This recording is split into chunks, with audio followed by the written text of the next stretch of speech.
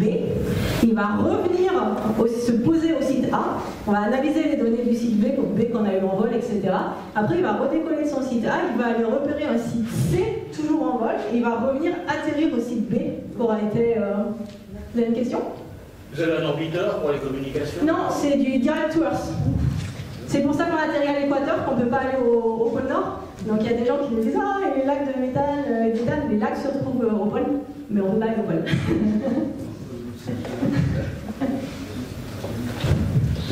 Donc là, c'est une autre représentation des différents sites, les dunes, les interdunes, les cratères d'impact et les cryovolcans, qui sont en fait des volcans, mais vu qu'il fait froid en surface, qui crachent de la glace. Le nom de cryovolcan, sauf qu'ils crachent de la glace qui vient du sous-sol, donc qui vient d'eau liquide. Donc c'est intéressant d'aller voir ces différents sites.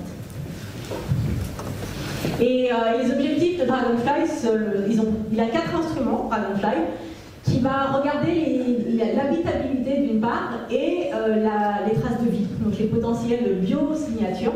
Avec ces 4 instruments, les 4 vont permettre de regarder l'habitabilité et un qui s'appelle GRAMS, c'est le Dragonfly Mass Spectrometer, donc c'est un GCMS encore une fois, et qui va permettre de regarder des traces de vie à la surface du Titan. Et comprendre, donc, même s'il n'y a pas de vie, comprendre jusqu'où la synthèse organique a pu progresser, jusqu'à quel niveau de complexité la chimie a pu progresser.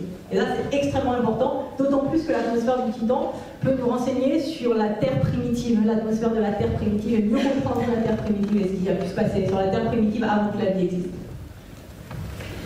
Donc on retrouve la même figure, et puis on va rechercher toutes ces distributions, isotopes, etc. avec Dragonfly. Et je pense que je vais juste vous parler une minute de comment on va procéder, parce que c'est quand même assez sympa. Donc en gros, Dragonfly va atterrir et va faire des sondages avec 3 de ses instruments. Si le lieu est intéressant, on va décider en deuxième étape de faire un forage. Donc les forages, ils se retrouvent sous les pattes. En fait, il y a des sortes de skis. Sous les skis, en fait, on va avoir 2 foreurs. Et ces foreurs, ils peuvent pas marcher comme sur Mars où on prend l'échantillon et puis on le lâche. Parce qu'il n'y a pas de gravité sur Titan, on n'est pas assez forte pour faire ça. Donc en fait, il y a un système pneumatique, donc une sorte d'aspirateur, qui va aspirer le sol foré et l'envoyer dans nos échantillons. Et ensuite, on va faire des analyses en GCMS, notamment, et puis un autre système qui va regarder des molécules plus complexes pour rechercher des traces de vie. Et encore une fois, même si ce sont les mêmes instruments, les environnements sont tellement différents qu'il faut faire énormément de recherches en amont, en laboratoire, sur des analogues pour comprendre comment ça se passe. Notamment, il y a de l'ammoniac sur Mars, l'ammoniac sur Titan, pardon. L'ammoniac, on ne sait pas comment il réagit dans nos instruments et dans nos technologies, dans nos expériences, parce qu'on n'en utilise jamais pour Mars. Et également, il y a plein de molécules organiques. On peut prendre, sur Titan, on peut prendre un échantillon, ça peut être 100% de molécules organiques. Sur Mars, on est à l'état de traces de molécules organiques. Donc, avec la même méthode de GCMS, sur Mars, on va avoir genre 2 jolis pics. Sur Titan, il peut y avoir des milliers de pics, donc on ne pourra pas les séparer. Donc, il faut voir comment se comporte cet instrument en présence d'une saturation de molécules organiques. Donc, pareil, il faut trouver des analogues ou faire des analogues de laboratoire pour faire les expériences sur Titan. C'est vraiment une mission, un concept révolutionnaire. Ce qui est sa force et sa faiblesse. C'est un peu sa faiblesse dans le sens où s'il n'est pas sélectionné, ça sera à cause du risque. C'est ce qu'on appelle high risk, high reward. Il y a des risques que ça ne marche pas, mais alors si ça marche, c'est exceptionnel le résultat. Je vous invite à visiter le site de Dragonfly de APL, qui se trouve, qui est hébergé par Marion, de l'Institut Johns Hopkins. Et il y a plein de petites vidéos de ce genre. Vous voyez Dragonfly sur des représentations des interdunes de Titan. C'est un double quadcopter, donc pour la redondance, c'est pas un quadcopter, mais en dessous de chaque hélice, il y a une deuxième hélice en fait, ça fait 8 hélices en tout. C'est énorme, le drone il fait la taille d'une petite voiture. C'est vraiment quelque chose de gros, qui fait 200 à 300 kg. Donc c'est vraiment quelque chose d'impressionnant. Donc encore plein de choses devant nous. Plein de choses derrière, plein de choses devant. On peut encore continuer à explorer les résultats des instruments passés. On continue à développer des instruments pour le futur. Maintenant, la NASA a décrété que dans les 10 années qui viennent, on aura des indices de traces de vie ailleurs que sur Terre dans le système solaire. et que dans 20 ans, on aura confirmation. Donc, c'est pas basé sur c'est quand même un petit peu basé sur les crédits qui sont donnés aux explorations des corps d'intérêt, à l'amélioration des techniques d'analyse, etc., etc., etc. Donc, bon, on verra. En tout cas, on fait tout pour. Et je vous remercie de votre attention.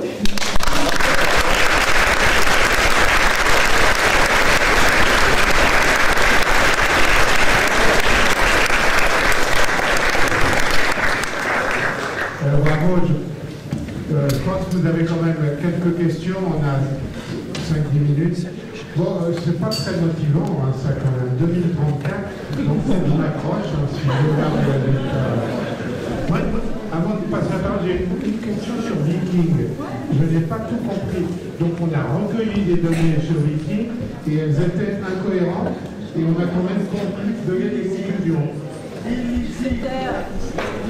En fait, Viking avait deux types d'analyses.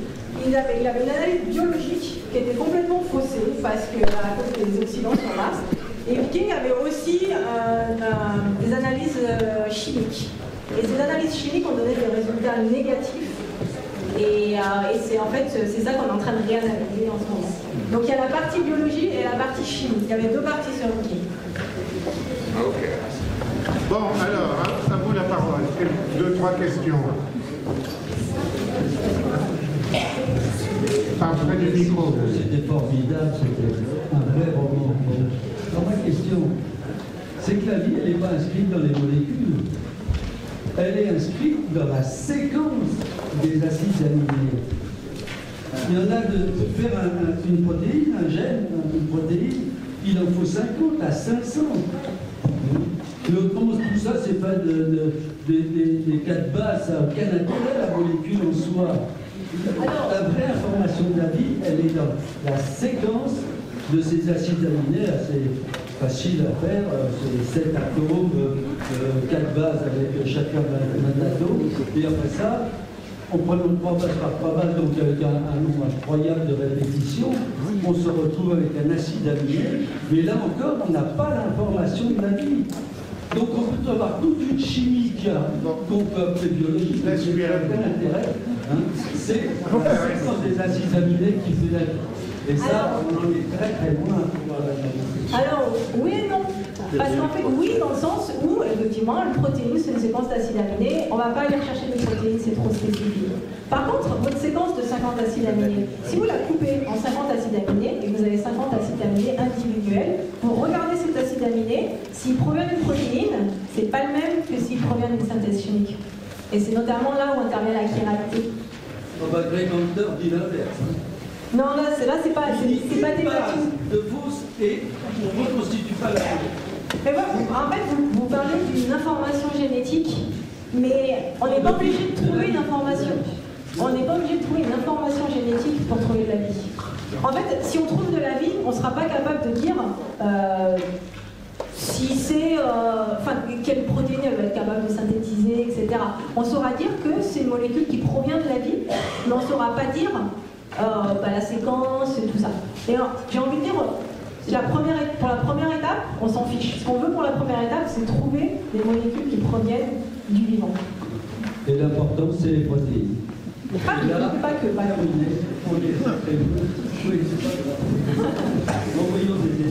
Une question là. Et attends, voilà. Merci. Je dois. Non, je crois que c'est bon. Merci pour l'exposé, très bien. Près du micro. Oui. Comment est-ce que vous pouvez détecter les isotopes à distance ou vous ne pouvez le faire que localement? Je veux dire, autant les atomes, on peut le faire par spectro, autant les isotopes, comment on fait? C'est plus difficile de le faire à distance. C'est quand même idéal d'avoir un échantillon et de faire une analyse spécifique avec un instrument dédié à l'analyse isotopique. À distance, voir des isotopes, c'est possible, hein, parce que donc on a des spectres de masse qui fonctionnent à distance, qui vont permettre de regarder la masse de la molécule, et la masse d'un CO2 avec un carbone 14, ça sera 14 plus l'oxygène 16 plus x2, et la masse d'un isotope 12, ça sera 12 plus 16 x 2, et donc à distance on peut voir ça. Mais plus on est près, plus on est précis. Quand vous avez évalué les strates, Ouais. Vous disiez que c'était par les isotopes, en fait. Est-ce que là, vous l'avez fait à distance ou vous l'avez fait par des prélèvements locaux? Alors les strates, c'était pas par les isotopes, les strates c'était fait à distance par les orbiteurs avant d'atterrir. Par contre, l'âge du cratère, c'était par les isotopes une fois qu'on était sur place. D'accord, ok. Une autre question? Il y a une question là? Attends. Oui. Ici, ensuite, il y en a une là-haut, ensuite c'est à toi. Merci pour la conférence. J'avais juste une question un peu naïve. En fait, on se rend compte de façon assez macro que le GCMS biaise énormément.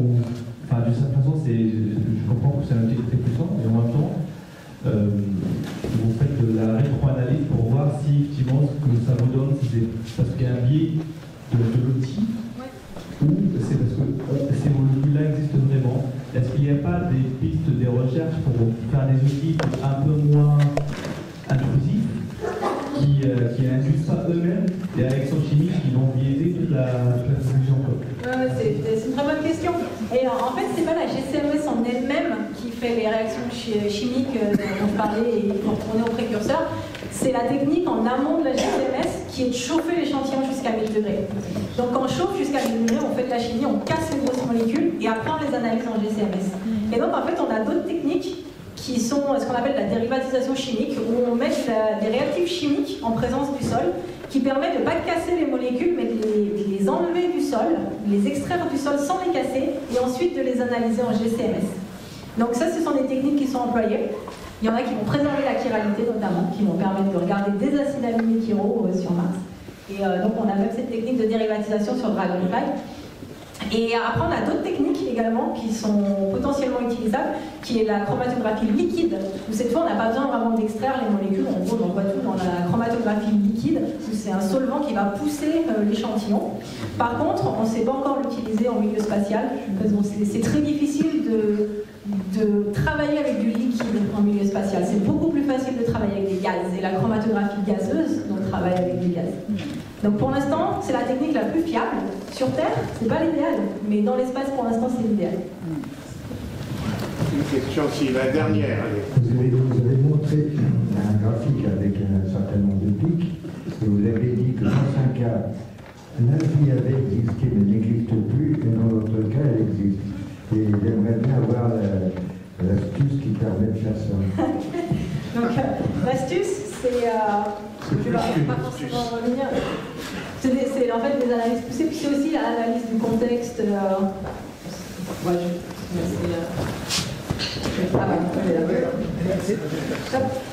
C'est en fait la distribution des molécules. C'est-à-dire sur... Il était où? Je me termine. Il est bien fou.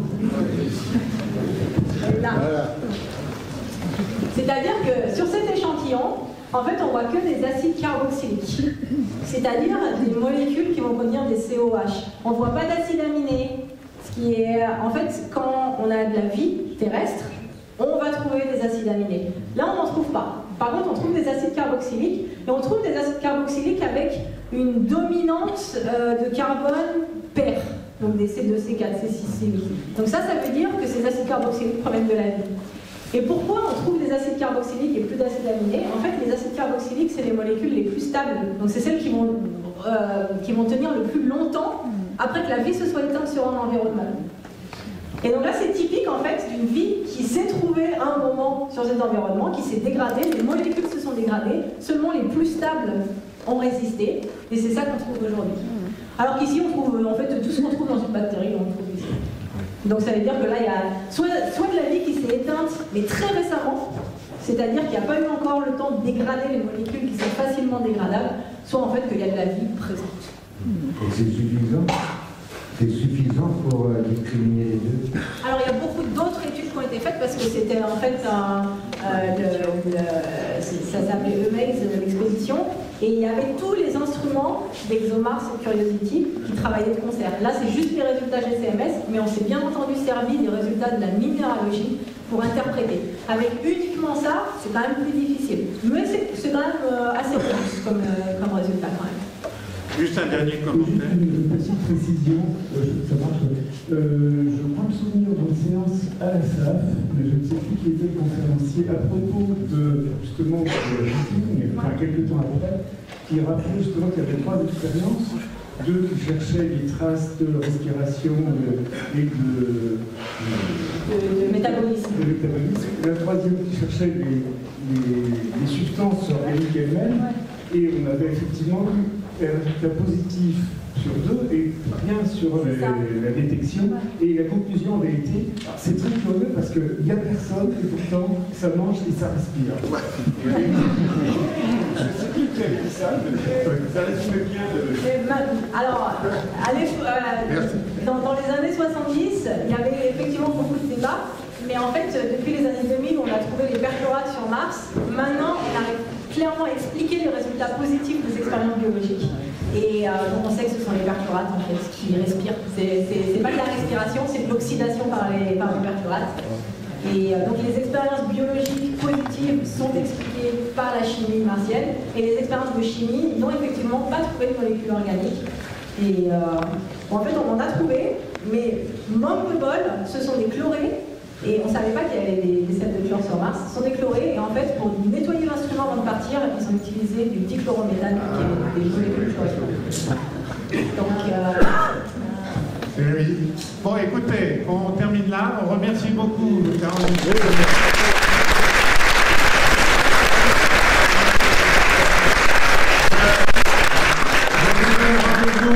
À la prochaine fois, c'est le mi-février. Donc on parlera de spectroscopie, de Fourier, ça sera aussi très intéressant. Et bon retour chez vous. Et si nos amis d'Internet ont 1 ou 2 commentaires pour me dire si le son et l'image étaient bien et si ça leur a plu, merci de m'envoyer un petit message. Bonne soirée à tous.